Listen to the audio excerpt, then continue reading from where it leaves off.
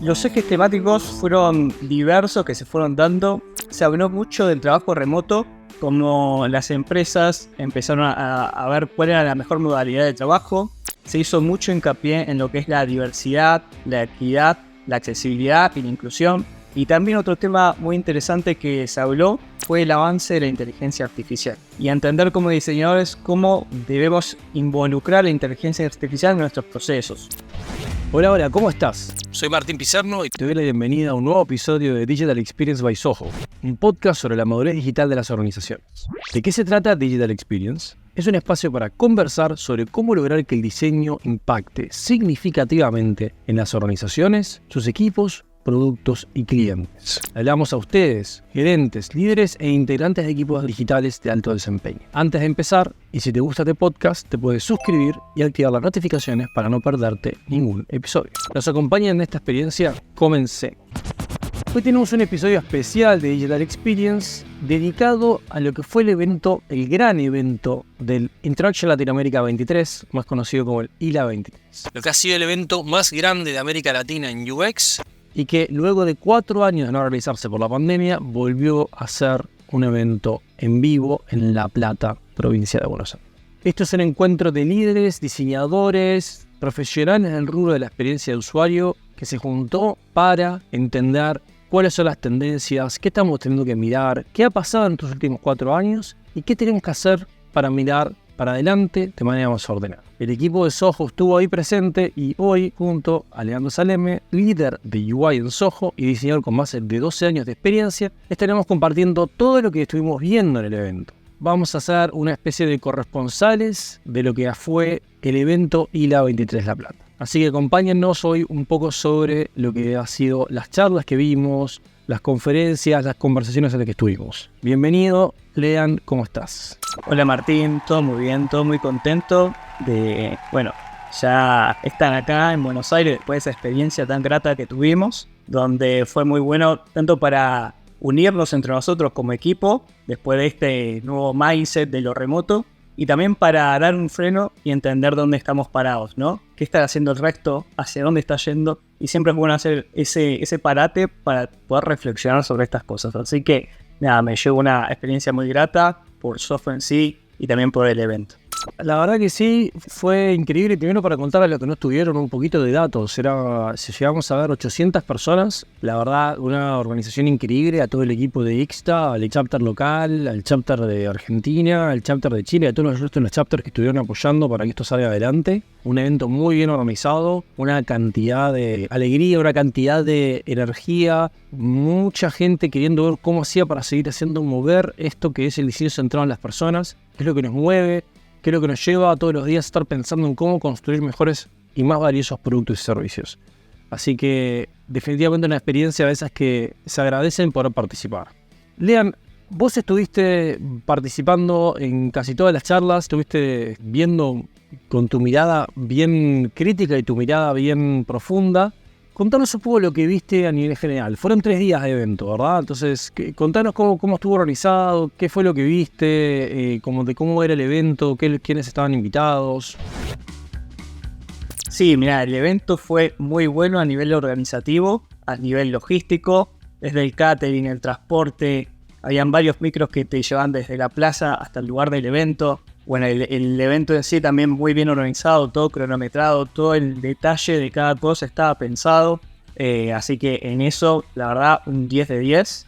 Y en el evento tuvimos exponentes de varios países. Tuvimos exponentes de Brasil, Argentina, Chile, Colombia, Perú, España, Uruguay, Estados Unidos, entre otros. También un australiano, ahora que recuerdo, así que hubo mucha gente de todas partes, muchos referentes. También gente conocida como Dave Malouf, que fue el que acuñó el término de SigOps. También Andrei Kurgel, que es director de TopTal. Y también otros referentes de la región y de otras partes del mundo que acompañaron y que nos brindaron estas exposiciones.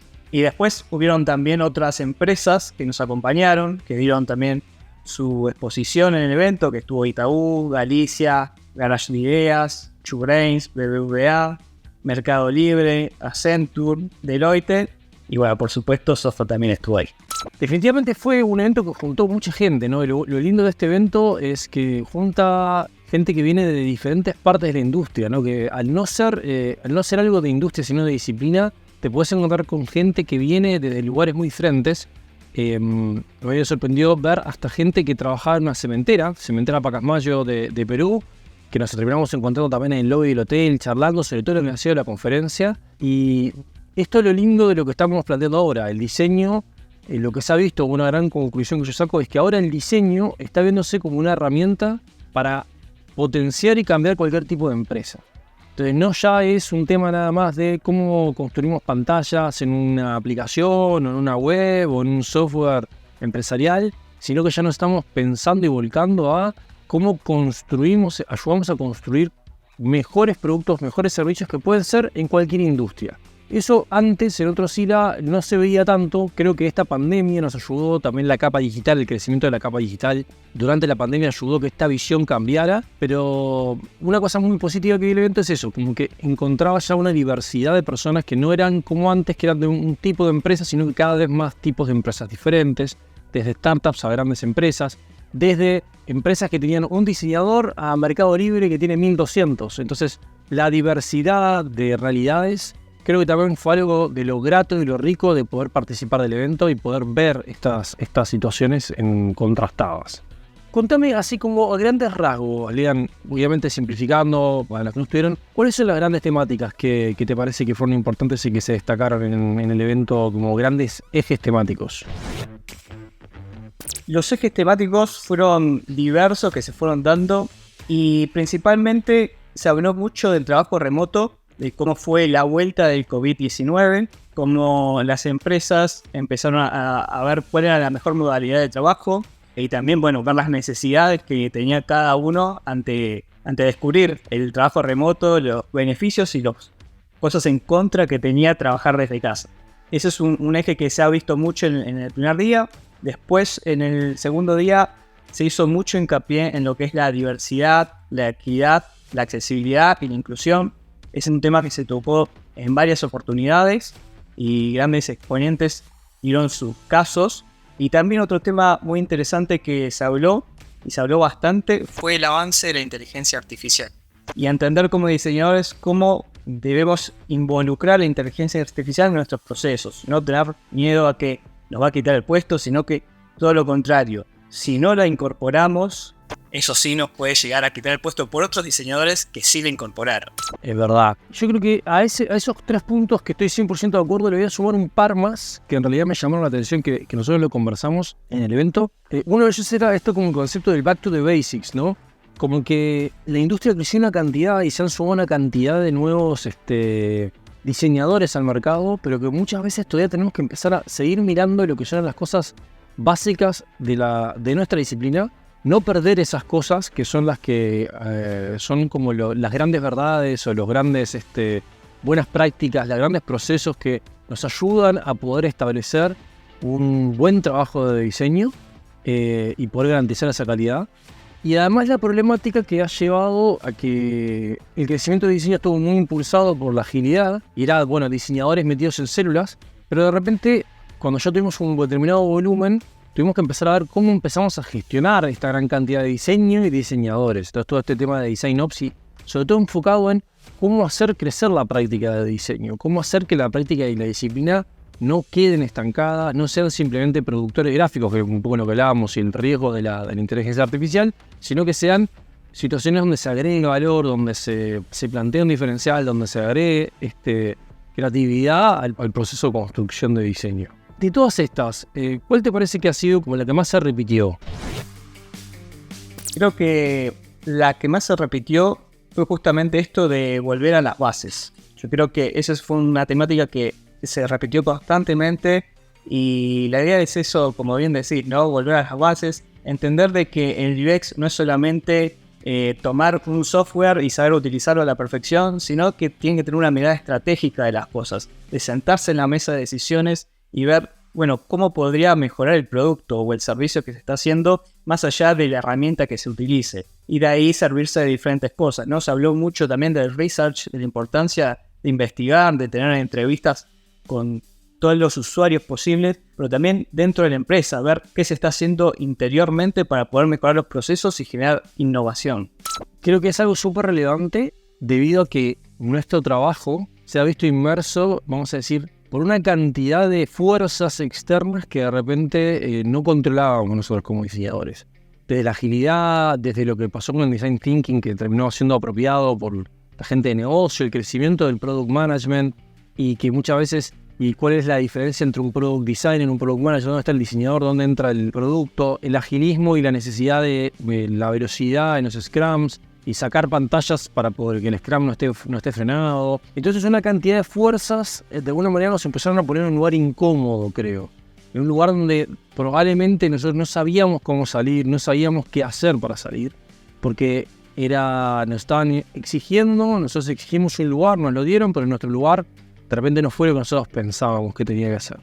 Entonces creo que este volver a las bases nos lleva a recuestionarnos justamente el por qué estamos haciendo las cosas, el por qué estamos construyendo lo que estamos construyendo y por qué estamos haciendo lo que estamos haciendo. Entonces, volver a las bases, para los que están escuchando, en este sentido tiene que ver con no solamente cuestionarse la práctica, sino el fin de la práctica.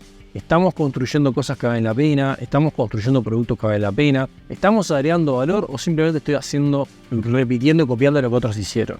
Entonces, este Back to the Basics puede ser muy llano o puede ser muy profundo, pero creo que es algo que todos nosotros como actores dentro de esta disciplina, de esta industria, de esta profesión, tenemos que empezar a tomar con mucha seriedad de lograr que nuestras cosas en lo básico estén funcionando bien y lo básico se resuelva bien, antes de aventurarnos a la inteligencia artificial, por ejemplo. Pero volviendo al tema de la inteligencia artificial, Leandro, ¿algo que te haya llamado la atención, algo que hayas visto, que creas que vale la pena traer?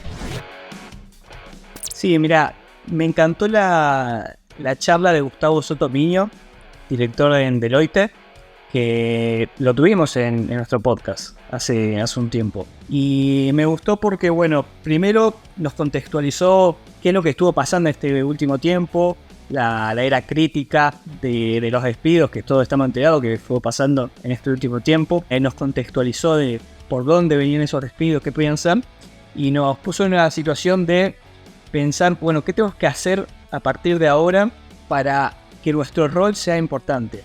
Y debemos incorporar a la inteligencia artificial para que seamos más eficientes. Porque un estudio que hizo demostró que aplicar la inteligencia artificial en personas juniors aumentaba la productividad un 40%. Ahora, la contraparte es que en las personas seniors aplicar la inteligencia artificial bajaba un 20% la precisión, llamando precisión la calidad del entregable.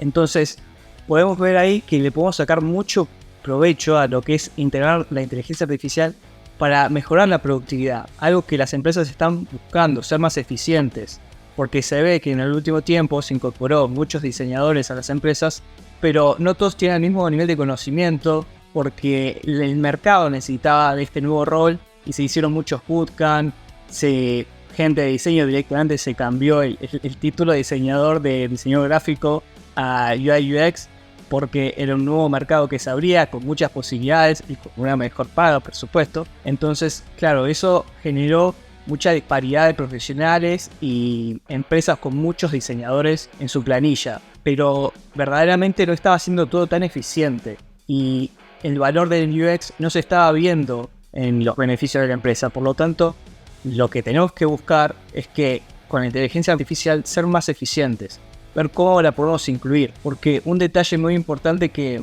marcó es que, bueno, estamos claros que hoy en día, si vos le pedís a una inteligencia artificial que te haga unas pantallas, no te la va a hacer excelente. Sí nos puede ayudar en varias cosas, generarnos ideas, generarnos textos, ver una pauta, cómo hacerlo, entrenar antes de testear con usuarios. En una entrevista podemos entrenar con GPT, por ejemplo, pero a futuro quizás estas inteligencias artificiales sí puedan darnos un flujo mejor. ¿Y para eso qué van a necesitar? Ya con que tengan un buen design system armado, tengan todas las pautas de cómo va a ser el producto, de que tengan qué sesgos tienen que evadir, que tengan el voz y tono y un montón de factores que hacen a lo que es la base de cómo debería ser ese producto.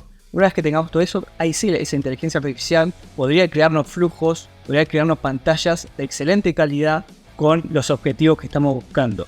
Entonces, en ese momento, sí, la inteligencia artificial podría hacer bastante de nuestro trabajo, por eso nos tenemos que parar desde un lado más estratégico, para resolver las problemáticas importantes del producto o servicio. Pensé que decís eso es muy importante. Gustavo incluso al final propuso una conclusión que es que si nosotros sacamos, y como decís vos, Lean, te metiste en Design System, te metiste en manual de voz, generaste los templates, generaste los casos de uso, luego para la inteligencia artificial eso es relativamente fácil porque es algo repetitivo. Diseñame los siguientes 5 formularios para las siguientes 5 campañas, probablemente sean iguales en base a ciertos criterios que ya tomamos. Entonces, en realidad, ¿qué valor agrega el diseñador ahí si lo único que está haciendo es moviendo píxeles, como se llama a veces, ¿no? Está simplemente moviendo píxeles y en realidad del otro lado tenés a alguien que mueve píxeles más rápido. Entonces, si tu capacidad es encontrar rápidamente el componente para ponerlo en el lugar adecuado que ya se haya predefinido, y probablemente la inteligencia artificial lo va a hacer más rápido, lo va a hacer más eficiente que vos. No significa que sea mejor, va a ser más eficiente. Ahora, ¿dónde está ese valor? ¿Dónde está la diferencial del diseñador, en este caso? Y está en el pensar diferente. Entonces, si nosotros no estamos logrando entender cómo generar nuevas propuestas de valor, cómo generar innovación, cómo hacer lo mismo pero más fácil, hacer lo mismo pero menos pasos, o preguntarnos siquiera si es necesario hacer esto, o sea, y no cuestionar si de repente no hay otras mejores maneras para hacer esto y plantear nuevos caminos para hacer las cosas, entonces probablemente eso vamos a ser más reemplazables. Ahora incluso muchos están hablando del content y cómo el content cada vez va a ser más relevante. Incluso estuvimos con Mariana Salgado exponiendo sobre cómo ella utilizaba el podcast como una herramienta para entender qué tipo de contenidos, de investigación de contenidos. Entonces, se habló mucho también del tema del contenido y cómo el contenido ahora empieza a ser mucho más relevante que a veces que la misma visualización o la capa gráfica. Porque en la medida que muchas de esas decisiones ya empiezan a ser buenas prácticas que se empiezan a repetir y de repente no vamos a cambiar tanto, es el contenido y la definición de qué contenido para quién en qué momento es que se vuelve mucho más importante, ¿no? Y este grado de personalización mucho más alto que tenemos que tener para las cosas. Ahora, también contaste mucho del tema de la inclusión y la accesibilidad, que fueron temas que se fueron dando mucho, ¿verdad?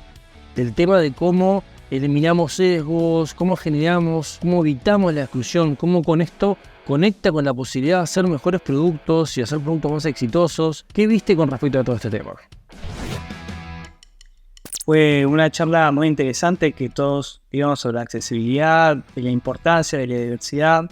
Y rescato la charla de Andrei Kurgel, que habló de lo que es el diseño Centralizado y descentralizado. donde habla que el diseño centralizado es un usuario que suele tener todas las respuestas y puede crear algo para el usuario final en base a lo que él ya conoce. Lo llama como el super UX, ¿no? Que cree que teniendo la empatía ya conoce a la otra persona, ya se puede poner en sus zapatos. Pero dice que, bueno, esa es una pseudo empatía, porque en verdad con esa empatía vos no podés entender a 100% lo que le está pasando a la otra persona, lo que piensa la otra persona. Entonces no es una empatía como tal de que yo puedo realmente resolver tus problemas o ponerme en tu cabeza. Entonces dice es un problema que está sucediendo. Lo mismo con la pseudodiversidad. Y cuando nosotros analizamos en un research o quién es nuestro usuario final, lo que estamos haciendo es sectorizando, agrupando, seleccionando un grupo de personas, pero dejamos afuera un montón de gente. Entonces esa no es una diversidad real a la que nos estamos dirigiendo, es una pseudodiversidad porque efectivamente estamos dejando fuera a otras personas, a otros usuarios. Entonces eso es un dato importante y una reflexión que podemos hacernos cuando llevamos adelante un producto, un servicio, y entender de que lo importante que es no guiarnos por nuestro ego, por nuestro conocimiento y decir, ok, yo ya sé lo que vos necesitas, ya sé lo que estás pensando, yo ya tengo todo ese conocimiento adquirido. No, sino reflexionar y decir, ok, tenemos que darle más fuerza al research, hacer más participativo a los usuarios para entender verdaderamente sus necesidades y que sean muy partícipes en lo que es todo el desarrollo del producto o servicio. Tal cual. Creo que fue Catalina Mesa de Galicia que comentó también que el tema de cómo la accesibilidad es visto a veces como una deuda técnica, ¿verdad? Entonces era el tema de que siempre que hablábamos de accesibilidad, los equipos te decían, no, eso es deuda técnica, para los que nos escuchan y de repente no entienden lo que es esto, significa, lo voy a meter en el cajón como ese cajón donde tenías todos los cables esos que ibas utilizando y no sabías ya para qué usar, pero los querías guardar. Esa era la técnica, cosas que metías en el cajón y que en algún momento vamos a ver si lo hacemos. Si hay tiempo, que obviamente nunca llegaba. Entonces, el punto de esto es, si nosotros, incluso como diseñadores, planteamos esta como accesibilidad, normalmente lo que nos pasa en los negocios es que la gente dice, no, pero enfocate en el 80-20, enfocate en la masa, enfocate en el más grande, porque eso es solamente para algunos. Mucho de lo que nos dijeron es mostrarnos que esto no es solamente para algunos, que en realidad muchas veces algunos es el 30% de la población que de repente no ve bien, o el 20% de la población que tiene problemas que le van a hacer que no vayan a entender bien la información que estás dando. Entonces hay que desmitificar una parte de esto y hay que dejar de querer ir con la bandera como si fuera esto una marcha. Un poco lo que yo entendí que quería decir ellos, sino que tenemos que empezar a meternos en el día a día en cada tarea. Entonces eso implica también de como nosotros como diseñadores que tenemos que empezar a hacernos cargos de entender que esto, para construir un botón bien, ya tenemos que considerar ciertas cosas. Entonces, en vez de pensar en hacer la accesibilidad del producto entero, lo vamos haciendo por componentes, como si fuese en el Design System. Vamos pensando en cada sprint, en cada iteración, cómo hacemos que el componente sea un poco mejor, cómo el componente resuelva mejor algunas cosas. Y de esa manera no tenemos que pensarlo como una dimensión más que tiene que hacerse en algún momento, como una etapa de diseño más grande, la etapa de la accesibilidad. No, sino que está integrada, embebida en el día a día del diseño. Y eso es una responsabilidad de nosotros, en realidad.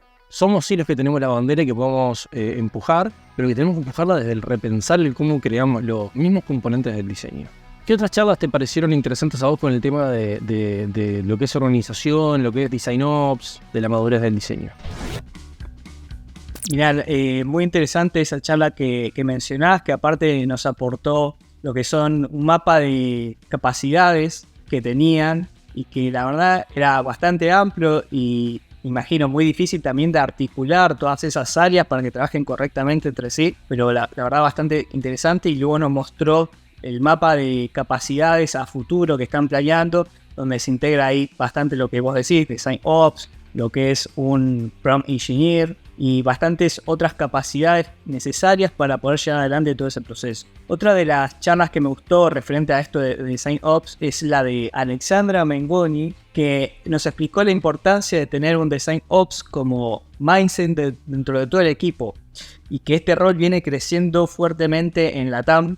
Y me llevó unos aprendizajes que era que hay que tener conciencia operativa para que sea escalable. También buscar voluntarios para poder llevar adelante el Design Ops, porque no es solamente la tarea de la persona de que tiene ese rol o ese cargo para llevar esa disciplina adelante, sino también tiene que ser un trabajo en conjunto con todos los colaboradores para poder lograr un efectivo Design Ops. Y por último, obviamente, tener métricas para dar el seguimiento del proceso y ver dónde se está mejorando, qué se puede mejorar o qué hay que cambiar. Así que esa fue una charla bastante importante e interesante para tener en cuenta.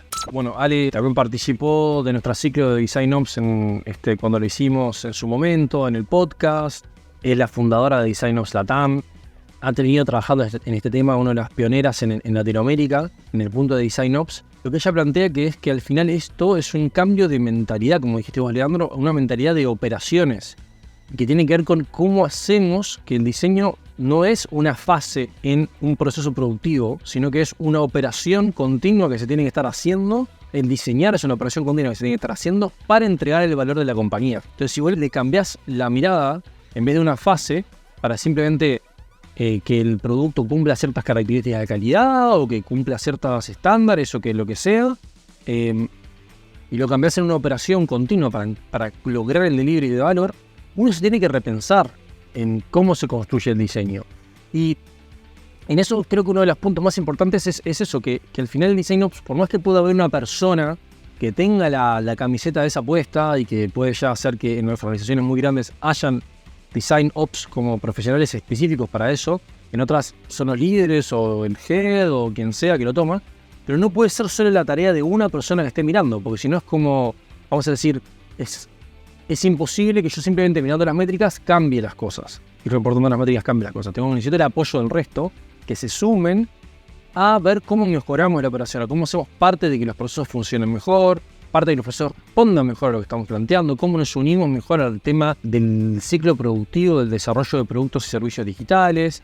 Entonces, esto es súper interesante en cómo nosotros tenemos que empezar a pensarnos de manera diferente cuando tenemos que pensar escalas de operación más grandes o más continuas, y donde no somos una fábrica, como muchas veces, o agencia interna o una fábrica interna que produce pantallas, sino que somos parte de la cadena operativa para que la empresa entregue la propuesta de valor que está prometiendo.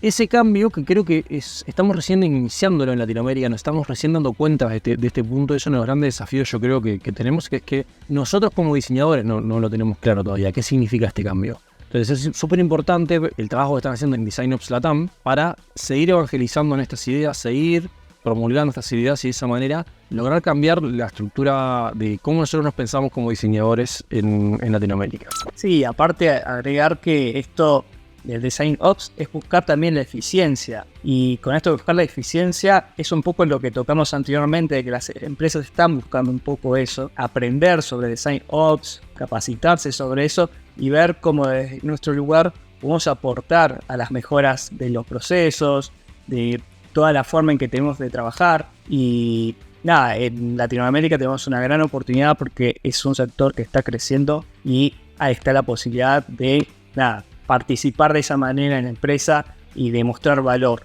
Bueno, justo de lo que hablabas, Lean, de Latinoamérica, ¿cuáles son los desafíos que se vienen en Latinoamérica? ¿Qué es lo que está pasando? Teniendo en cuenta que tenemos tanto para hacer en Latinoamérica y tenemos esa oportunidad de repente de aprender de los errores o de ver los aprendizajes más que errores que sucedieron en otros lugares y tomar esos aprendizajes para poder reconfigurar lo que nosotros estamos haciendo. ¿Qué te parece que son tendencias o temas que en Latinoamérica deberíamos considerar y mirar más a fondo? Principalmente la accesibilidad. En cuanto a ese tema, por ejemplo, en Estados Unidos y países europeos ya hacen bastante foco en eso. Y es más, pueden ser sancionados si no respetan algunas pautas de accesibilidad. Por lo tanto, en Latinoamérica tenemos que tomar todo lo que es accesibilidad, aprender cuáles son las buenas prácticas, cuáles no. Porque hoy en día el mercado también está exigiendo saber de la accesibilidad. Por otro lado, también lo que comentamos de Design Ops. Entender cuáles son los mejores procesos, cómo mejorar el proceso de nuestra compañía, cómo entender qué cosas pueden favorecer a la productividad de la empresa a lo largo de todo lo que es el desarrollo de un producto o servicio. Todo eso es importante que tengamos el conocimiento para llevarlo adelante. Y por otro lado, también ver esta cuestión ya en términos generales, aparte de la TAM, de ver la cuestión de que el UX sea un rol más estratégico. Nosotros ya ganamos el asiento en la mesa de decisiones, pero ahora lo que tenemos que hacer es respaldar nuestros conocimientos y por qué ganamos ese lugar. Entender que tenemos que demostrar resultados y no solamente estar moviendo cajitas, píxeles, como vos dijiste. para demostrar el valor que tiene el UX y tener esa mirada más estratégica. Definitivamente, y yo creo que ahí, que fue una conversación que nosotros tuvimos, también es un back to the roots desde el diseño también hacia el branding. Explico, pensar que estos conceptos que antes teníamos de repente en el proceso de diseño, que siempre veíamos hacia el concepto de la marca y por qué esta marca y por qué este mensaje y por qué esta historia y por qué esta propuesta de valor, antes que teníamos que considerarlo mucho mejor, y que en cierta medida nos fuimos en una profesionalización desde el punto de vista de la estructura, la buena práctica, el cómo construir un componente bien, el cómo construir una pantalla bien, pero en muchos casos perdimos ese otro lado, esa mirada más estratégica de negocio que estás diciendo vos. Entonces, estoy de acuerdo que tenemos que empezar a meternos más en el negocio, tenemos que empezar a entender de negocio, entender de lo que está pasando y conectar con esa realidad que si no nos va a dejar de lado. Yo creo que hay un punto más en Latinoamérica que es el que tenemos una cantidad de opciones de formación ahora que tienen que empezar a trabajar de manera más moderna. Creo que tenemos la oportunidad de que de repente al no tener tantas instituciones y tanta posibilidad de formación en Latinoamérica sea mucha formación en estos rubros por los bootcamps, por una cantidad de medios más informales que el académico. Tenemos que empezar a pensar que esos caminos tienen que mejorar, tenemos que lograr llegar a niveles de estándar más altos, tenemos que lograr empujar que esas formaciones tengan mayores niveles de profundidad, que nos permitan especializarnos más y ser nosotros exigentes también y ponernos y darnos cuenta que hoy en día también el trabajo está globalizado y que necesitamos nosotros también estar a la par con eso. Entonces, creo que el desafío se viene, hay un desafío enorme, hay un desafío muy bueno, hay unas tendencias en Latinoamérica muy buenas, pero tenemos que hacernos cargo de alguna manera, aceptar ese desafío y tomar ese desafío para poder potenciar lo que se nos viene. Sí, agregando a lo que decís, también no solo el desarrollo por fuera de la empresa, sino también internamente. Tiene que haber un desarrollo de los colaboradores, de crear una estructura para que puedan crecer, para que puedan adquirir nuevos conocimientos y no se estanque, sino que todos vean qué capacidades tienen para poder mejorar y hacer que la profesión también crezca internamente en las empresas. Es así que fue un excelente evento. Nuevamente agradecerles a todos los que estuvieron detrás de esta organización y nos veremos en ILA 24. Nos vemos, un gusto haber participado, muchas gracias Martín y bueno, la verdad que fue una excelente experiencia. Muchas gracias Lean por estar, por sumarte al evento, por sumarte al podcast y contarnos tu visión. Si te quieren contactar algún diseñador o algún líder para conocer un poquito más y charlar sobre tu experiencia, ¿dónde te pueden contactar, Lean? En LinkedIn, Lean Saleme, con doble M. Buenísimo. Llegamos al final del episodio. Pero antes, si tienes comentarios o si te quieres poner en contacto con nosotros, puedes hacer un hola@soho.cl o seguirnos en nuestro LinkedIn en @SohoHumanTech. Soy Martín Pizerno y agradezco a Delfi Joana y a Salva Luca en el equipo de producción y a Fede Ferreira en la edición. Y recuerda que si te gusta este podcast, te puedes suscribir y activar las notificaciones para no perderte ningún episodio. Nos escuchamos en un nuevo Digital Experience. Sayonara.